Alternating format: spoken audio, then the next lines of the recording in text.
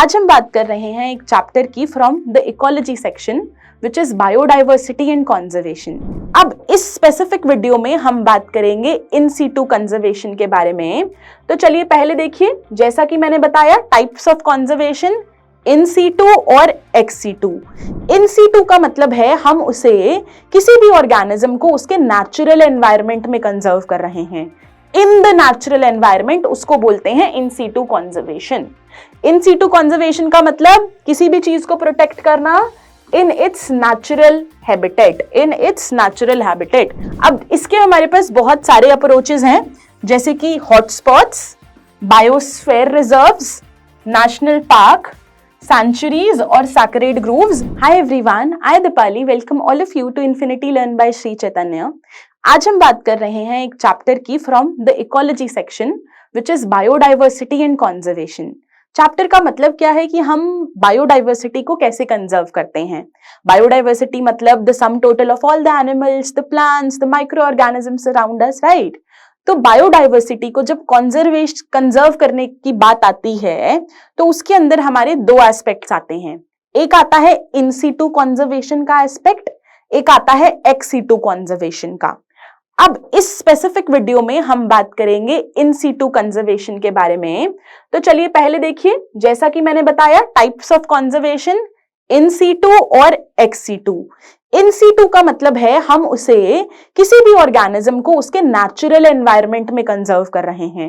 In the natural environment उसको बोलते हैं in situ conservation. In situ conservation का मतलब किसी भी चीज को प्रोटेक्ट करना in its natural habitat, in its natural habitat. जैसे आप एक फिगर देख रहे हो, इस एनिमल को हम कैसे कंजर्व कर रहे हैं, हम वी आर नॉट केजिंग इट, है ना, हम उसे उसके नेचुरल एनवायरनमेंट में ही कंजर्व कर रहे हैं। अब इसके हमारे पास बहुत सारे अप्रोचेस हैं, जैसे कि hotspots, biosphere reserves, national park, sanctuaries or sacred groves.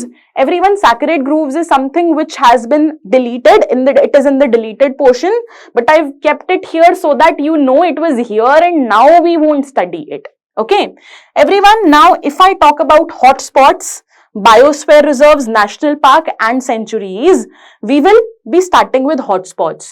Hotspots are the places of high species richness, जहां पर species richness बहुत ही अच्छी है। बेटा, there are species which survive in a particular area only. उस प्रोसेस को हम बोलते हैं एंडेमिक स्पीशीज, कि हाँ जी ये स्पीशीज इसी वेदर कंडीशन में, इसी टेम्परेचर में सर्वाइव करेंगी, तो वो स्पीशीज एंडेमिक हैं, they are endemic to that place, and the process in turn is known as endemism. The process is in turn known as endemism. The number of hotspots in the world, initially we had a count of 25, but now 9 have been added to it.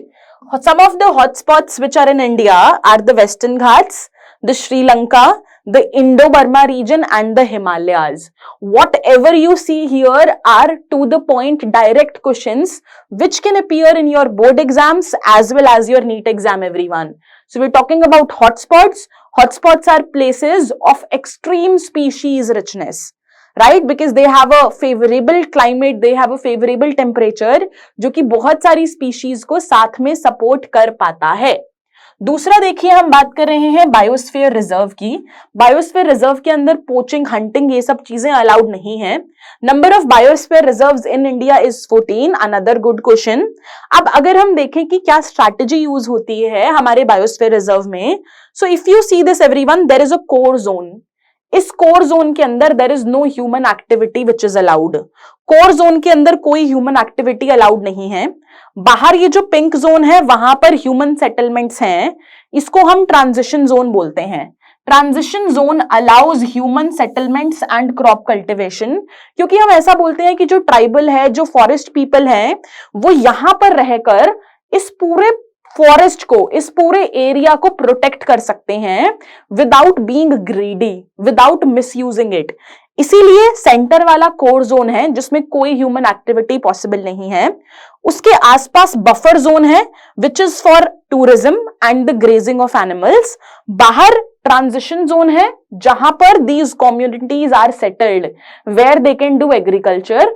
तो इस यहां रहने के साथ साथ ये हमारे अंदर के जोन्स का ध्यान रखते हैं, they protect it, Okay, so this is the strategy that we use for a biosphere reserve. Next everyone is a national park. National park में we usually promote that there are endangered species which are there.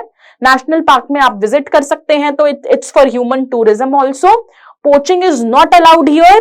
Number of national parks in India is 90. It is 90. Okay, बेटा याद रखना, biosphere reserve, national park और हमने hotspot की बात की, ये इन सीटू कॉन्जर्वेशन है. हम एनिमल्स को ट्राई करते हैं, प्लांट्स को, कि हम उन्हें नियर द नेचुरल हैबिटेट सारी चीजें प्रोवाइड करें. The next one everyone which we are going to do is sanctuaries. What is it everyone? It is sanctuaries. Everyone, threatened species are kept here. Yes, in wildlife sanctuaries also it is a thing for tourism. Poaching is not again involved here. No human interference. Number of sanctuaries in India is 448. There are 448 sanctuaries in India. तो याद रखना, हमने किन इन situ conservation tricks की बात की? Centuries की बात की, नेशनल पार्क की बात की, बायोस्फीयर रिजर्व की बात की और हॉटस्पॉट की बात की. So this was it everyone. I will see you again. Thank you so much. Stay tuned.